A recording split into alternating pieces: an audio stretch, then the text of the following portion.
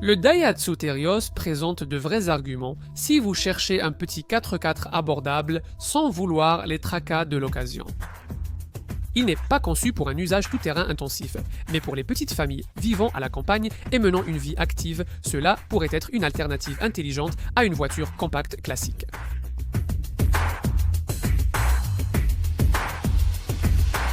Vous n'êtes pas obligé d'opter pour une citadine ou une compacte familiale, même si vous cherchez une petite voiture pratique.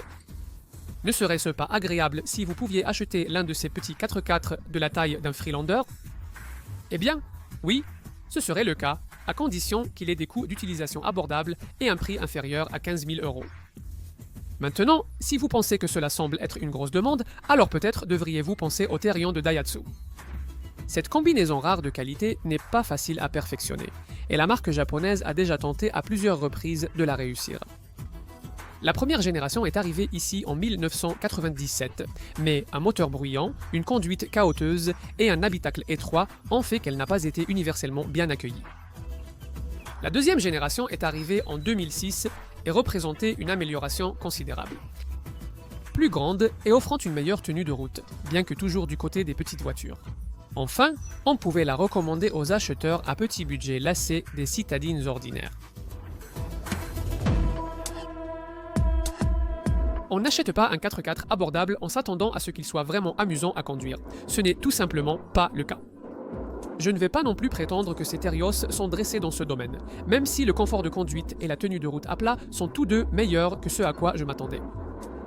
Certes, ce n'est pas au niveau des meilleures berlines compactes familiales, mais beaucoup de propriétaires échangeront volontiers cela contre la position de conduite surélevée et le look passe-partout tendance de cette Daihatsu. La direction et le passage des vitesses peuvent sembler un peu flous, mais c'est une voiture très agile pour un petit 4x4 urbain. Cependant, cette agilité se fait au détriment de capacités tout-terrain assez limitées. À première vue, ce petit Daihatsu ressemble davantage à un vrai tout-terrain que des 4x4 plus typés citadins comme la Suzuki SX4 ou la Fiat Sedici.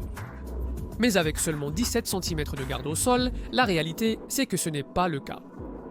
Trouvez un peu plus d'argent pour une Suzuki Grand Vitara si c'est ce que vous recherchez. Cependant, même si ce Daihatsu n'est pas l'outil idéal pour partir à l'aventure, l'articulation des roues est étonnamment bonne. Et même s'il adopte des angles d'inclinaison étonnamment prononcés sur un parcours tout-terrain difficile, il parvient généralement à éviter que son dessous ne frotte trop. Une utilisation plus probable viendra de propriétaires potentiels vivant sur des collines escarpées dans des zones rurales ou au bout de routes non goudronnées. Et pour eux, une transmission intégrale permanente avec une répartition du couple 50-50 entre l'avant et l'arrière, ainsi qu'un différentiel central verrouillable qui s'active automatiquement ou peut être sélectionné manuellement grâce à ce bouton ici en bas. Pour eux, cela devrait leur permettre de rester mobiles même lors des épisodes de froid les plus neigeux. Vous n'achèterez pas cette voiture pour son style de vie qui implique des trajets réguliers sur autoroute.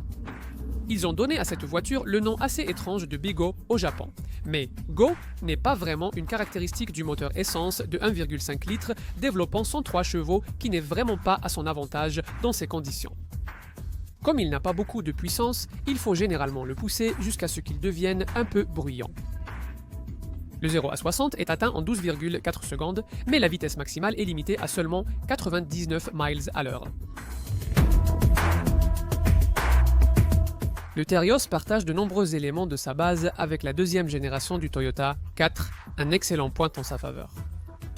Contrairement au Terios de première génération, l'espace intérieur est maintenant suffisant pour les jeunes familles, bien qu'avec un peu plus de 4000 mm de long, il soit à peu près de la taille d'une Ford Fiesta. 3 appuis-têtes à l'arrière peuvent sembler optimistes. L'habitacle est trop étroit pour 3 adultes confortablement assis, mais offre suffisamment d'espace pour la tête et les jambes de 2 personnes. Être assez à l'aise, et il en va de même pour les 2 personnes qui seront assises à l'avant. Maintenant, les sièges arrière eux-mêmes sont assez polyvalents. Vous pouvez les incliner pour rendre les passagers arrière plus à l'aise lors de longs trajets, et évidemment, vous pouvez aussi les rabattre complètement. Pour plus d'espace de chargement, vous avez maintenant 338 litres sans les sièges rabattus et vous pouvez augmenter cela à 780 litres si vous tirez sur cette sangle et poussez les sièges complètement vers l'avant. Ces chiffres sont respectivement un peu plus et un peu moins que ce que vous obtenez dans une Super Mini moderne, mais l'espace lui-même est vraiment utilisable. Il est grand et carré, comme vous pouvez le voir, idéal pour les parents qui transportent des poussettes ou des landaux, ou peut-être pour les utilisateurs de fauteuils roulants. L'intérieur est sobre et épuré, même s'il est évidemment toujours conçu pour un prix abordable. Tous les contrôles sont simplement disposés. Vous avez ce joli système stéréo intégré, même s'il ne lit malheureusement pas les disques MP3 et les compteurs encastrés sont une belle touche. Les sièges ne sont pas très confortables lors des longs trajets, mais ils sont réglables en hauteur, tout comme le volant, même si ce dernier n'est pas réglable en profondeur. La visibilité tout autour est bonne, ce qui rendra la voiture idéale pour les utilisateurs urbains. Les prix catalogue suggèrent que vous paierez entre 13 et 15 000 livres sterling. Pour votre Daihatsu Terios, c'est à peu près le même montant que Suzuki vous demandera pour les versions plus abordables de leur Grand Vitara. Bien que ces voitures soient similaires au modèle Jimny de Suzuki, qui est moins cher mais plus rustique. Elles ne sont disponibles qu'en 3 portes. Si vous voulez 5 portes, un Grand Vitara vous coûtera probablement 1000 livres, voire quelques milliers de plus, tout comme un modèle tel que le Patrio de Jeep. Cependant, ces deux voitures essaieront de justifier ce supplément par un moteur plus puissant, ce qui augmente vos coûts d'utilisation mais offre une conduite plus détendue. Avec un budget pour un Terios, vous pourriez aussi envisager des modèles 5 portes à haillons familial avec 4 roues motrices, comme la Suzuki SX, 4x4 Grip ou la Fiat CDC, ou peut-être dépenser une somme similaire pour une Fiesta haut de gamme. Cela permet de relativiser le prix. Avec un seul moteur de 1,5 litre essence et une seule carrosserie, 5 portes la gamme Terios n'est pas très difficile à comprendre. Tous les modèles sont équipés de capteurs de recul, de la climatisation, d'un lecteur CD simple, de vitres électriques tout autour et de la fermeture centralisée à distance. Il y a aussi pas mal d'équipements de sécurité de série. Vous avez l'ABS avec répartition électronique de la force de freinage pour maximiser leur efficacité, ainsi que des airbags frontaux et latéraux. Moins louable, certains éléments de sécurité ne figurent même pas sur la liste des options, comme les airbags rideaux et le système de contrôle de stabilité Electronic Stability Program qui pourrait pourtant vous sortir d'affaire sur route glissante ou si vous abordez un virage trop vite.